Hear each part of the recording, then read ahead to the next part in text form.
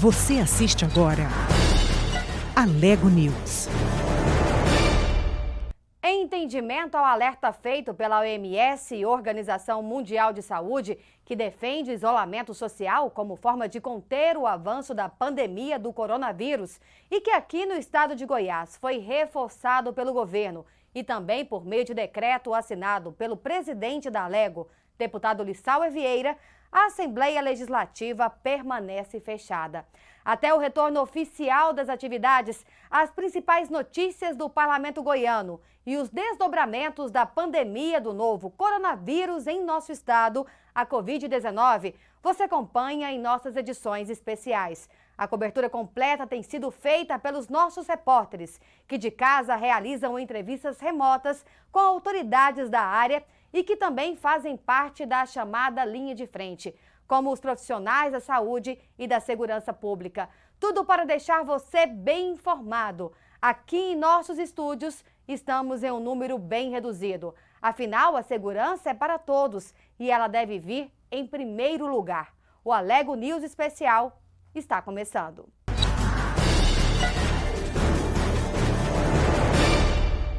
A Assembleia mantém alerta para que a população fique em casa nesta quarentena.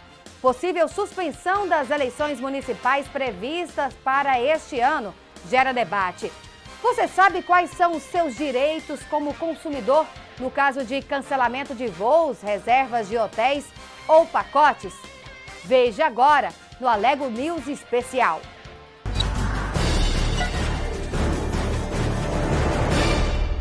Veja agora como a nossa Casa de Leis modificou sua estrutura para que as atividades não fossem afetadas durante este período de pandemia. Vem cá, já parou pra pensar como essa pandemia tá transformando a vida da gente? É verdade, além dos novos cuidados com a nossa saúde, a gente tá tendo que reinventar muitas coisas, dentre elas a maneira de trabalhar. Na nossa conversa de hoje, a gente te conta um pouco de como a Assembleia Legislativa de Goiás modificou a sua estrutura para que suas atividades não fossem prejudicadas. Na semana passada aconteceu a primeira sessão remota da história da Casa de Leis. Através do celular ou do computador, os parlamentares discutiram e votaram matérias importantes no combate à propagação da Covid-19, como o decreto de calamidade em Goiás e medidas que garantem o direito do consumidor durante a pandemia. A preocupação é grande e fez com que todos os 41 deputados apresentassem um projeto para que, durante a situação que a gente está passando, fique proibido o aumento sem justa causa do preço de produtos ou serviços. A propositura determina também que os serviços públicos essenciais, como fornecimento de água, de luz, de telefonia e de gás de cozinha canalizado, não sejam interrompidos em razão de falta de pagamento. Muita ação produtiva saiu dessa primeira sessão remota, viu? Pois é, e o funcionamento do sistema online é muito intuitivo, então os deputados comentaram que o saldo foi extremamente positivo. Isso porque plataformas digitais têm sido extremamente importantes nesse momento. Eu faço um balanço extremamente positivo desse trabalho que os parlamentares puderam fazer. Por essa razão, quero parabenizar a Assembleia Legislativa do Estado de Goiás, os 41 deputados, o nosso presidente Lissauer, por dar a oportunidade de votarmos matérias importantes para a sociedade, para o setor produtivo, em relação ao coronavírus. Vários projetos com temas ligados ao combate do coronavírus em Goiás e principalmente para atender a população foram votados com agilidade, votados com diálogo e com a tecnologia a favor dos cidadãos. O parlamento progrediu porque agora utiliza essa plataforma da votação remota. Inclusive, pensando nisso, partiu de um dos nossos parlamentares a solicitação de um aplicativo para a Enel. A reivindicação é que por lá o consumidor possa encaminhar à empresa, a partir de abril, a sua própria leitura do consumo de energia. A Enel se comprometeu a colocar a medida em prática e também atender outras providências solicitadas para que as pessoas não passem por dificuldade de quitar suas contas mensais. A Assembleia está empenhada em apresentar propostas para minimizar os efeitos do coronavírus e a gente também está junto nessa. Por isso, sempre vai ter por aqui um reforço sobre os cuidados para a prevenção a essa doença. Não deixe de cobrir o nariz e a boca com a parte interna do braço ao tossir ou espirrar. Lave as mãos com água e sabão com frequência ou faça uso do álcool em gel. Evite aglomerações e fique atento a possíveis sintomas da Covid-19, que incluem tosse, febre e dificuldade para respirar. Por hoje é só. Tchau, até a próxima.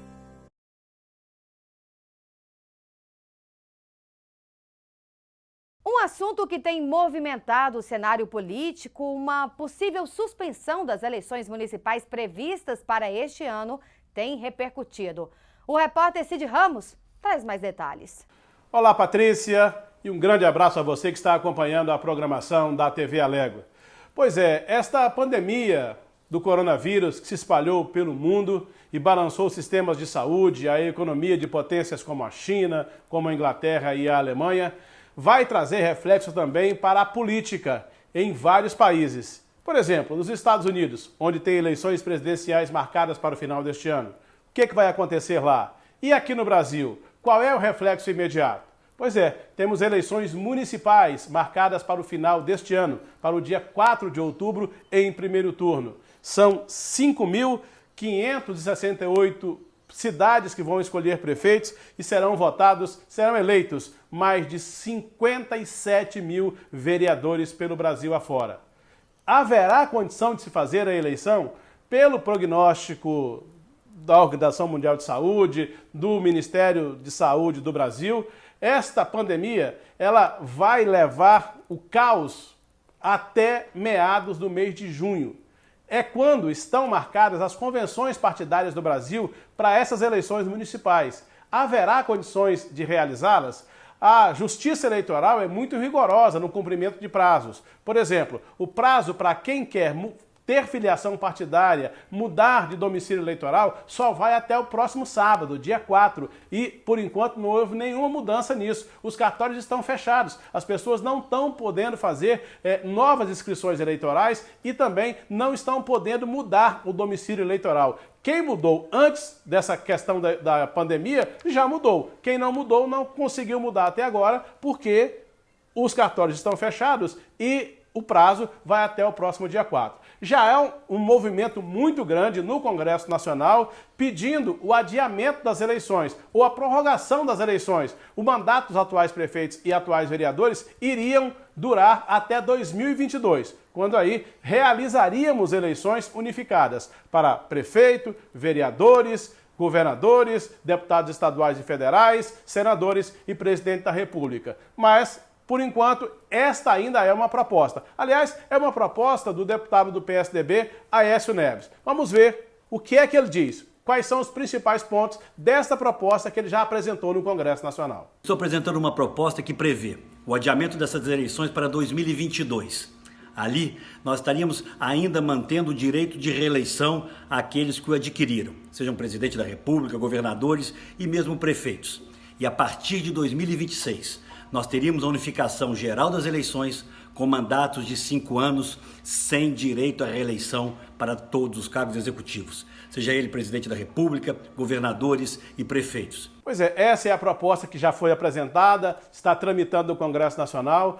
A Justiça Eleitoral já se manifestou. O próximo ministro que vai presidir o TSE a partir de maio é o ministro Luiz Roberto Barroso, e ele já disse que isso realmente não é coisa da Justiça Eleitoral decidir, isso terá que passar obrigatoriamente pelo Congresso Nacional, e aí existem opiniões divergentes. Por exemplo, o próprio presidente da Câmara, o deputado Rodrigo Maia, já disse que é a favor, não há clima para realizar a eleição esse ano, mas claro, tem muita gente contra. E vamos trazer essa discussão aqui para o nosso dia a dia, para a Assembleia Legislativa do Estado de Goiás. Dos 41 deputados da Assembleia, vários são candidatos a prefeitos, inclusive aqui em Goiânia. O deputado Thales Barreto, do PSDB, é pré-candidato à Prefeitura da capital e ele falou o que pensa sobre essa possibilidade, sobre essa discussão de adiamento da eleição marcada para o dia 4 de outubro, no final deste ano. Tenho convicção que as eleições de 2020 para prefeito, elas vão acontecer.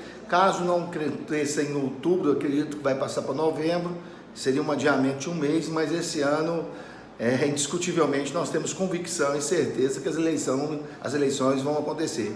Outro deputado que é pré-candidato a prefeito de Goiânia é o deputado Virmontes Cruvinel. Ele também nos falou o que pensa, qual é a ideia dele em relação a essa proposta de adiamento das eleições municipais para 2022. O Tribunal Superior Eleitoral registrou recentemente que não cabe a ele fazer essa mudança no calendário, até porque existe uma alteração por parte de legislação constitucional e legal. Então, nesse momento, ao se falar em possibilidade de alteração da data da eleição para esse ano, deveria passar por alteração lá no Congresso Nacional, através de emenda à Constituição e também alteração do Código Eleitoral e da Lei das Eleições. Por enquanto não há comentários oficiais a respeito, mas a possibilidade realmente existe, uma vez se for prolongadas essas dificuldades com relação à questão do coronavírus. Especificamente hoje, até por exigir essa alteração no texto da Constituição Federal, nada de concreto está aí sinalizado a respeito. Vai render muita discussão, vai render muito debate e a gente vai continuar aqui na TV Alego acompanhando os desdobramentos e o que vai acontecer. Teremos ou não eleição para os municípios no final deste ano? Vamos aguardar. O assessor jurídico do TRE, Alexandre Azevedo, explica os cenários possíveis de mudança e fala sobre o andamento da rotina interna do tribunal. A manutenção do prazo de filiação partidária, que se encerra neste 4 de abril, aumentou as incertezas sobre o calendário eleitoral deste ano. Mais uma vez, a dúvida sobre se vai de fato haver mudança ou não. Sobre isso eu converso agora com Alexandre Azevedo, que é assessor jurídico do TRE, o Tribunal Regional Eleitoral do nosso estado. Bom dia, Alexandre. Primeiro eu quero saber com relação aos prazos internos dos tribunais regionais. A gente está vendo aí que não houve mudança, por exemplo, no calendário inicialmente previsto de filiação partidária. Internamente, teve alguma mudança? Os prazos internos, eles continuam sendo cumpridos. Todos os cronogramas internos, as fases de testes da Justiça Eleitoral, ela está cumprindo, né, com ele, e aí trabalhando para que a eleição ocorra normalmente, né, no dia 4 de outubro próximo. O que precisa haver para que essa mudança aconteça? Se por acaso se decidir pela modificação, é preciso a atuação do Congresso Nacional, do TSE? Explica para a gente. Nós temos 3 cenários possíveis, né, com relação a isso. O primeiro cenário é a manutenção da eleição na data prevista. A segunda é uma possibilidade de adiamento da eleição, mas ainda este ano, né, que dê tempo, de certo, para dar tempo para dar posse para os eleitos, né, no dia correto, né, no dia previsto. Então, apenas um adiamento. A terceira, até uma hipótese aventada numa PEC, né, numa proposta de emenda à Constituição, em que prorroga-se o mandato dos atuais prefeitos e vereadores, tá certo? Aí unifica, né, a eleição em 2022. Ótimo. Com relação ao adiamento, seria algo mais interno da Justiça Eleitoral, né? Talvez algo administrativo.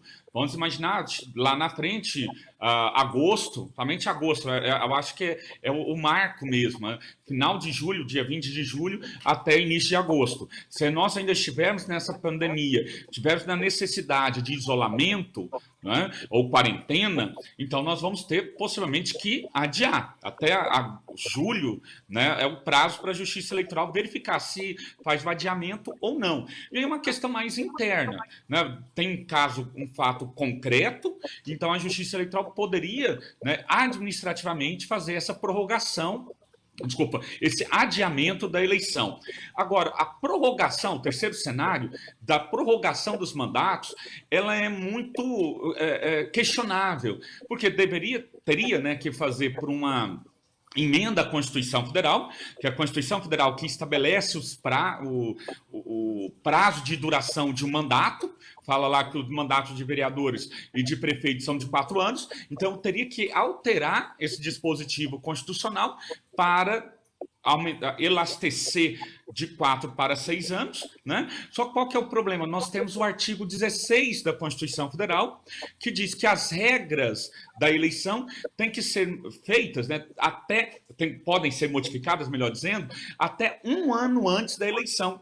E nós já estaremos, né, faltando agora, né, 6 meses para a eleição, né? Então, do ponto de vista constitucional, isso também não poderia ser feito. Só que, repito, nós estamos dentro de uma crise anormal, né, uma situação anormal, e aí essas regras podem até ser mitigadas pela Justiça Eleitoral e também pelo Supremo Tribunal Federal. Vamos imaginar numa eleição suplementar, né? A Justiça Eleitoral caça o prefeito de uma cidade e, de repente, tem que fazer uma nova eleição para esse prefeito. Os prazos, eles são diminutos, eles são reduzidos exatamente para dar tempo de se fazer essa eleição suplementar. Nesse caso agora, a Justiça Eleitoral poderia fazer algo semelhante, né? Adiar a eleição, né? E adotar como se fosse uma regra de eleição suplementar para que não haja prejuízo com relação aos mandatos. Neste momento, então, é o momento que a Justiça Eleitoral ainda está esperando para ver o encaminhamento, não há definições, é isso? A definição hoje, existe essa definição hoje, a eleição está mantida, a data da eleição está mantida, só que não é definitiva, é uma definição, vamos assim dizer, né, rex sic stantibus, isso é, enquanto permanecer nessa situação, a gente pode ter algum tipo de alteração posterior. Hoje, a resposta hoje, a eleição está mantida para o dia 4 de outubro, né? Pode, é evidente, acontecer fatores novos, e aí a eleição ser postergada, mas queremos ainda para este ano. E agora falando sobre economia, o setor hoteleiro em Goiás já pensa em negociar linhas de crédito junto ao governo para sobreviver à retração do turismo. Assim como diversos segmentos econômicos, o setor hoteleiro goiano vive momentos de apreensão em razão da pandemia de Covid-19. Conforme os últimos decretos publicados pelo governo estadual, os alojamentos turísticos, pousadas e hotéis não podem funcionar, exceto em alguns casos bastante específicos. Sobre esse assunto eu converso agora com o senhor Fernando Pereira, que é presidente da Associação Brasileira da Indústria de Hotéis em Goiás. Como é que está o funcionamento dos hotéis? Quem tem autorização para funcionar nesse período? Então, Bruna, no segundo decreto não tinha ainda fechado todos os hotéis, porém não estava permitido o check-in. Então, os hotéis, aqueles que tinham ainda hóspedes mensais, quinzenais, atenderam esses hóspedes que estavam no hotel, não podendo hospedar mais ninguém. E agora, com o decreto do dia 26 de março, o decreto 9.644, no artigo 2º, inciso 7º, fala que os hotéis podem hospedar, mas somente a área pública que seja essencial, ou seja, servidores, equipes da saúde, ou de infraestrutura, ou do setor privado, que seria de alimentos, que esteja transitando no estado de Goiás, de infraestrutura, como equipe da Enel, Saniago e outras mais, e essenciais, consideradas essenciais. Essas sim podem hospedar. Ha havido demanda que se encaixa nessas exceções trazidas pelo decreto? Então, algumas informações que chegaram para a gente, de alguns hotéis, Goiânia e até do interior, a demanda ainda é muito pouca. Aqueles que abriram e estavam aguardando esse perfil, não foi uma procura muito alta. Aliás, teve procuras de pessoas em trânsito, são agricultores que vêm na capital buscando equipamento, peças também para tratores, e esses não poderiam hospedar, porque era uma pessoa física, não de equipe de empresas. Então, isso também não ficou muito claro no decreto. E aí os hotéis não pôde hospedar, alguns até fecharam, preferiram fechar, porque é um certo prejuízo. Além do mais, além do que nós já estamos sendo prejudicados com essa pandemia. Aliás, eu sempre digo que o setor privado, a rede hoteleira, o trade, o turismo como um todo, também está na UTI. E que orientações que a associação tem dado aos estabelecimentos do setor, Como atravessar esse momento difícil? Vocês já estão fazendo algum tipo de reunião, estão em diálogo com algum segmento do governo? Aí é o trade, né? O trade como um todo fez uma carta ao governador, a ABH Nacional, com a Brasel, o trade também a nível nacional, em contato com o Ministério do Turismo, né, com o Ministério da Economia, sugerindo condições de crédito para atender todo o segmento. Agora é um momento da gente ter um pouco de paciência, né? Que a gente vê sempre na mídia que tem ações, tem o dinheiro, mas esse dinheiro até chegar aqui na ponta, chegar para esses que estão em casa, para os nossos colaboradores, a gente não sabe ainda como fazer com a folha de pagamento, né? A gente ouve as ações e quais são os programas pela imprensa, mas estamos ansiosos por essa situação da saúde financeira, evitando uma demissão em massa, evitando uma falência em massa.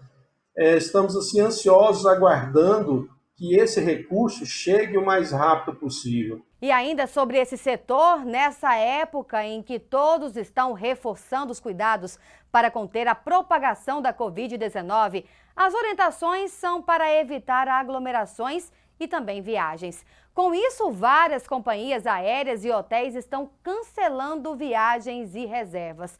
Você sabe qual é o seu direito como consumidor? É o que vamos acompanhar agora. Vou conversar agora com a especialista em direito do consumidor, Sara Ximenes, que vai nos explicar aí se já tem alguma proposta dessas empresas para esses consumidores que também não podem sair no prejuízo. Sara, existe já alguma proposta, então, dessas empresas? Oi, Adrisa. Então, existe. As empresas aéreas, elas fizeram uma proposta de remarcar esses voos que são cancelados em face da Covid, sem nenhuma cobrança, porque quando há um cancelamento de voo, uma remarcação, o que eles cobram é tão alto que às vezes é o valor da passagem aérea que a pessoa comprou. Então, nesse momento, é mais interessante a pessoa remarcar. Ah, mas eu não quero. Mas você tem o prazo de 1 ano para remarcar. Não é imediatamente, é 1 ano, sabe? Então, eu acredito que esse 1 ano será a partir da data da compra da sua passagem, não. Eu acredito que vai ter um bom senso, vai ter uma conversa entre o Sistema Nacional de Defesa do Consumidor e essa passagem vai contar esse 1 ano a partir do fim, né? Dessa quarentena da Covid. Então, nesse momento, é mais interessante, porque se a pessoa quiser restituição, aí vai ter que ir para o Poder Judiciário. Pois é, e se ela, porventura, não entrou em acordo com a empresa e vai realmente querer essa restituição, ela entra, quais são os passos que ela tem que tomar? Já é bem mais difícil, né, Sara? É mais difícil. Eu acho que nesse momento, a gente tem que pensar um pouco no próximo, né? Por exemplo, se for um pacote de viagem, um hotel, uma pousada, é melhor você remarcar do que você pedir o dinheiro, porque a gente tem que pensar nesse momento que essa pessoa também está passando por problemas. Não somos nós todos, né? Estamos passando por uma situação inesperada. Agora, se de tudo a pessoa quiser procurar o Poder Judiciário, ele tem que contratar um advogado, tem que ter toda a documentação em relação a isso, tem que ter a negativa, né, da empresa em não restituir, e é um processo um pouco longo. Talvez um mau acordo é melhor do que uma boa demanda. Sara, essas propostas dessas empresas, elas realmente são vantajosas? Eu queria saber, no caso daqueles consumidores que iam viajar, por exemplo, de carro mesmo, os hotéis desmarcaram, e como fazer nesse caso também? Essa proposta das empresas aéreas, ela é interessante nesse momento, porque quando eles vão remarcar passagem, primeiro que quem compra em promoção praticamente perde o valor da passagem, e eles não vão cobrar esses valores, essa remarcação vai acontecer sem cobrança de absolutamente nada, é vantajoso. Eu, pessoalmente, aceitaria essa proposta.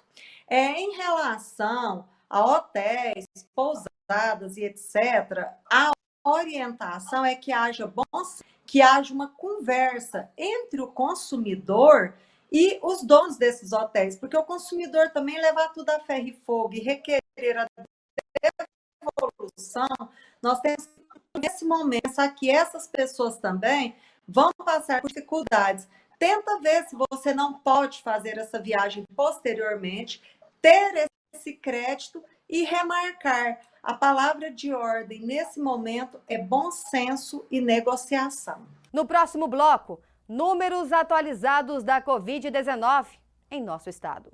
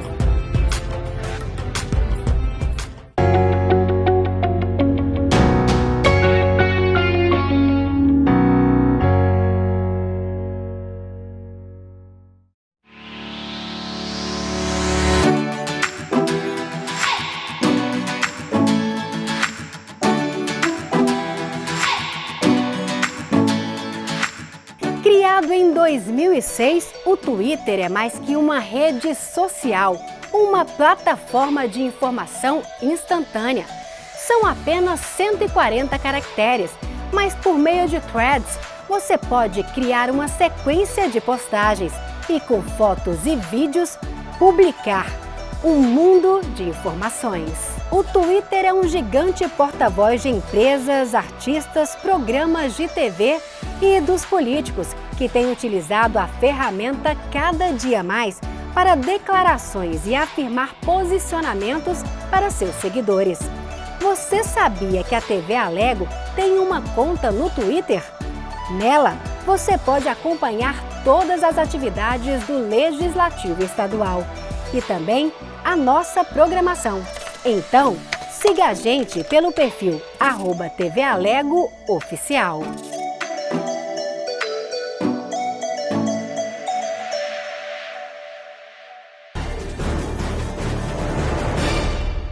O Alego News Especial está de volta.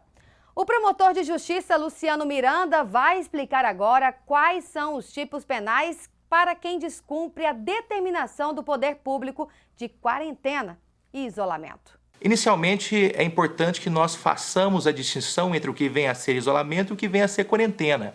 O isolamento é pessoas que já tiveram contato com o vírus, ainda que assintomático. Esse isolamento ele deve ser pelo prazo de 14 dias, podendo ser prorrogado por igual prazo, ou seja, mais 14 dias. Já a quarentena, ela visa restringir a circulação de pessoas e de bens, o próprio comércio como um todo, e tem prazo de 40 dias. Esses 40 dias, eles podem ser prorrogados por prazo indeterminado. Bom, feita essa distinção, vamos tratar dos tipos penais para aquele indivíduo que descumpre qualquer uma dessas determinações pode incidir. Nesta seara nós temos dois dispositivos principais, o artigo 268 do Código Penal e o artigo 330 também do Código Penal. Pelo artigo 268, pune-se aquele indivíduo que infringe determinação do poder público e o melhor exemplo aqui é exatamente daquele indivíduo que, infectado pela Covid-19, deixa de cumprir a regra de isolamento. vai para a rua, tem contato com outras pessoas e pouco importa se a doença é transmitida ou não. Para que haja a prática do crime, não é necessário que este indivíduo efetivamente transmita a doença. Basta que haja o risco de transmissão. Em outras palavras, ainda que ninguém seja infectado pela doença, ainda que não haja um contágio a outros indivíduos, o crime estará perfeito, o crime estará acabado, o crime estará consumado.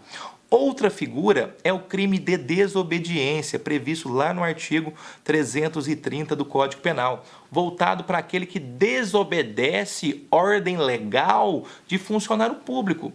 Esse indivíduo que desobedece essa ordem também comete um crime, uma infração de menor potencial ofensiva, que em tese não será passível de prisão, isso porque admite o que nós chamamos de TCO, o termo circunstanciado. Aqui podemos exemplificar como aqueles indivíduos que não cumprem as regras de quarentena, que mesmo diante de uma ordem de um funcionário público, seja um policial militar, uma autoridade policial, ainda assim continuam a descumprir as determinações da quarentena. Vale lembrar que para que se fale em desobediência é necessária uma ordem individualizada. Não é possível se falar em desobediência se há uma ordem para a coletividade. A ordem tem que ser individual, tem que ser para aquele indivíduo e somente depois de haver essa ordem individual é que se pode falar em delito de desobediência, que mais uma vez, em razão da sua pena, trata-se de uma infração de menor potencial ofensivo, admitindo-se, portanto, até mesmo a transação penal. E agora falando sobre saúde, médica infectologista reforça a importância de ficar em casa e acredita que número de mortes considerado baixo em Goiás é em razão das medidas adotadas pelo governo. Para falar sobre a pandemia, a tendência desses números, nós convidamos para falar conosco aqui na TV Alerta a médica doutora Mariana Tassara, que é infectologista, membro da Sociedade Goiana de Infectologia e também mestre em doenças tropicais e saúde pública. Doutora, há uma divisão, e não é uma discussão só do Brasil, mas do mundo inteiro. Ficar em casa, manter a quarentena ou voltar ao trabalho. Como profissional de infectologia, qual é a dica que você dá aos nossos telespectadores? Bom, a nossa dica é realmente ficar em casa, né? A gente está seguindo as autoridades, o governo e os epidemiologistas, que são pessoas que estudam realmente a evolução das doenças. Por que ficar em casa? Se a gente conseguir ficar em casa, nós vamos achatar a curva. O que é achatar a curva, né? São muitas palavras novas e expressões novas que às vezes é bem difícil de entender e as pessoas ficam confusas. Numa epidemia, a gente tem um número de casos muito grande de uma doença em um curto período de tempo. Então, eu faço um pico na curva, como se fosse um triângulo. Então, em pouco tempo, as pessoas vão adoecer.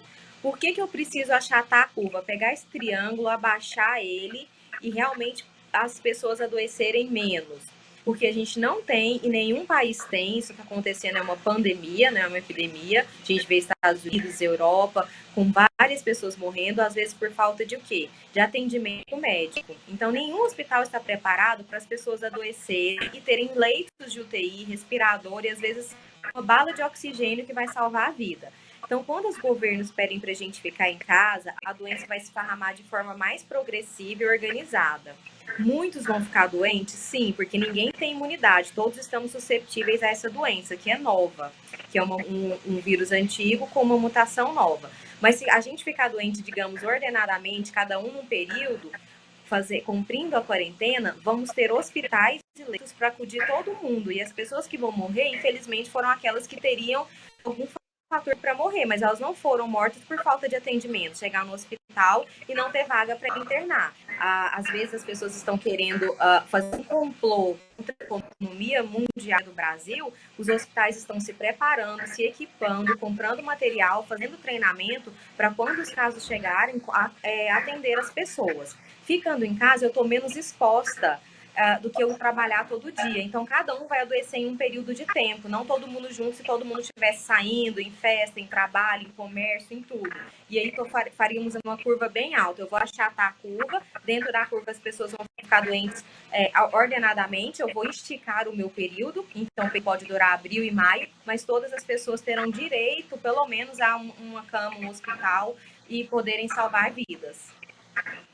Doutora, até agora são 201 mortes no Brasil. Como especialista, a senhora acha que a nossa taxa de letalidade está baixa, está alta, está dentro do esperado? Qual a sua visão sobre essas 201 mortes até agora? A nossa taxa, acho que era esperado de alguns lugares, como São Paulo, que demorou muito a quarentena. Aqui, o nosso governador foi mais presente no sentido de, rapidamente, antes dos casos chegarem, a gente já está em quarentena mais ou menos parcial, ele foi fechando as escolas, depois progressivamente fechando os outros setores. Então, em São Paulo, eu acho que a mortalidade está alta, mas era o esperado, porque se não fizermos a quarentena, realmente vai morrer pessoas por falta de atendimento. Tanto que eles estão equipando os estádios, né, o Pacaembu, o Anhembi, como hospitais para acudir esse tanto de gente. E começou uma quarentena tardia. Então, penso que os nossos números tendem a, infelizmente, serem altos se as pessoas não se preocuparem em fazer a quarentena e, nesse período, os hospitais e os governantes parem em paramentar tudo isso para receber as pessoas. Vamos para os números atualizados em nosso estado de casos da Covid-19 com Bruna Mastrella. Mais 2 mortes suspeitas causadas por coronavírus são registradas em Goiás. Dessa vez, a doença pode ter vitimado um senhor de 62 anos que estava internado em estado crítico no hospital de campanha, em Goiânia. Ele chegou à unidade já em estado grave, respirando com a ajuda de aparelhos ainda na quarta-feira. O idoso foi enterrado no início desta tarde em Bonfinópolis, a pouco mais de 30 quilômetros de Goiânia. O outro caso é de uma senhora de 75 anos que faleceu nesta tarde no Hospital de Urgências de Anápolis. Ela vivia em São Paulo, mas chegou a Goiás no último dia 18 de março. Com esses casos, segundo o último boletim divulgado pela Secretaria Estadual de Saúde, agora são 4 mortes suspeitas que estão sendo investigadas. Outras 8 já foram descartadas. A Secretaria mantém desde ontem, em 73, o número de casos confirmados de Covid-19 em Goiás. E há também quase 2.200 notificações suspeitas que ainda aguardam o resultado de exames. Patrícia. Agora nós vamos falar sobre um assunto que também preocupa a área da saúde. Ações estão sendo realizadas para a prevenção de combate à dengue. Só este ano, o estado registrou mais de 13 mil casos da doença. A repórter Stephanie Fonseca traz mais informações sobre qual o real quadro aqui da capital. Mesmo diante das preocupações com o coronavírus, nós não podemos esquecer do mosquito Aedes aegypti. Afinal, ele pode trazer outras doenças como o Zika e a chikungunya. E para falar de como tem sido o trabalho da Secretaria Municipal de Saúde, nós conversamos com o Wellington Tristão. Ele é gerente de zoonoses. De acordo com a norma informativa do Ministério da Saúde, os agentes de combate a endemias, eles não entrarão no imóvel. Eles farão vistoria nos quintais e trabalhar a parte educativa. Eles não irão manusear criadouros, porque isso será de responsabilidade do proprietário do imóvel. E, certamente, mantendo uma distância de segurança de 2 metros no momento do diálogo com o proprietário desse imóvel. Nós estamos trabalhando com as nossas equipes de bloqueio de caso, que são os fumacês portáteis. Nós estamos bloqueando os casos que estão surgindo, nós estamos trabalhando nos pontos estratégicos, nós não paramos o trabalho de controle do Aedes aegypti, mesmo porque este é um momento em que as famílias estão dentro de casa, as famílias podem fazer e devem fazer a vistoria de seus imóveis, evitando os possíveis criadores do mosquito, e não esquecendo de forma alguma que a dengue também é uma doença séria e que nós devemos pensar no sentido de evitar a proliferação do mosquito, evitar a transmissão do dengue.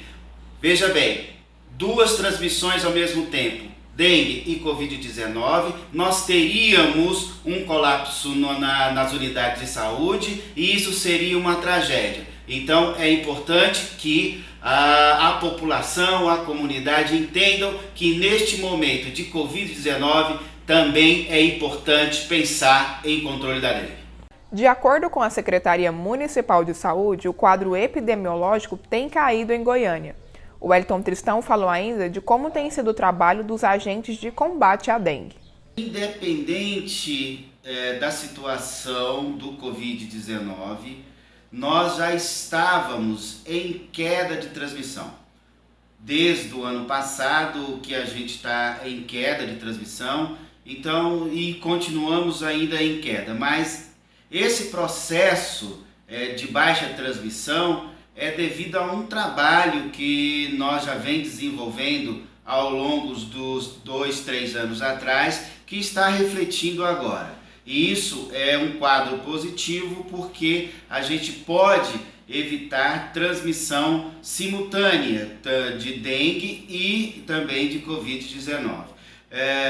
Então, nós estamos com o quadro epidemiológico do dengue em queda, não por causa da situação do Covid-19, e sim pelo o trabalho que nós já vem desenvolvendo ao longo dos anos. Mudar a decoração da sua casa também é uma atividade interessante para fazer neste momento.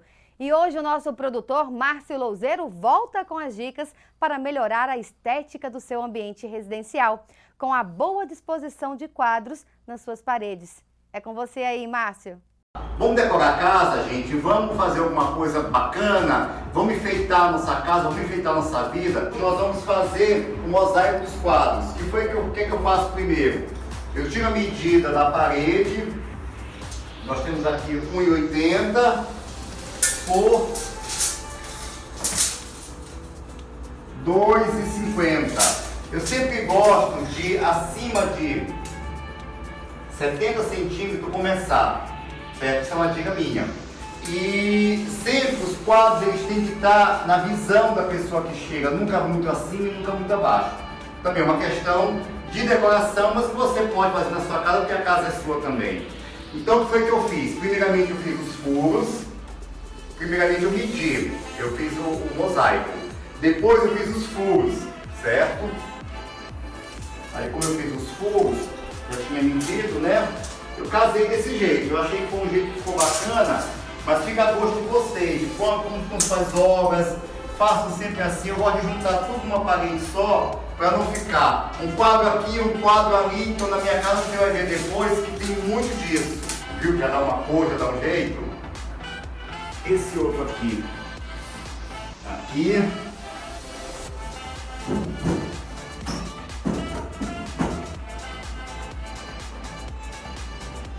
certo? Você viu que a parede, o detalhe da parede de cor é porque as obras, elas ficam mais visíveis, o que não dá muito no branco. Bem casado, bem medido, ó, arrumadinho. Aí eu tenho essa cadeira aqui que eu fiz esse cantinho bem charmoso. Ficamos pela próxima dica de uma outra ocasião. Fiquem com Deus, fiquem em casa, passe esse momento com a sua família, passe esse momento com você mesmo, se não tiver família, mas fiquem em casa, vamos arrumar a nossa casa, vamos arrumar a nossa vida, ok? Até a próxima. Bacana essas dicas, viu? Dá um charme, um estilo ao ambiente. Vamos agora falar sobre um ato que faz toda a diferença. Mesmo à distância, você pode praticar a solidariedade. É o que mostra o vídeo institucional da Vila São Cotolengo, encaminhado para divulgação na TV Alego. Rodou! Em tempos difíceis como este, a distância virou ato de amor. Amor e solidariedade não encontram barreiras. Ajudar a Vila São Cotolengo também não.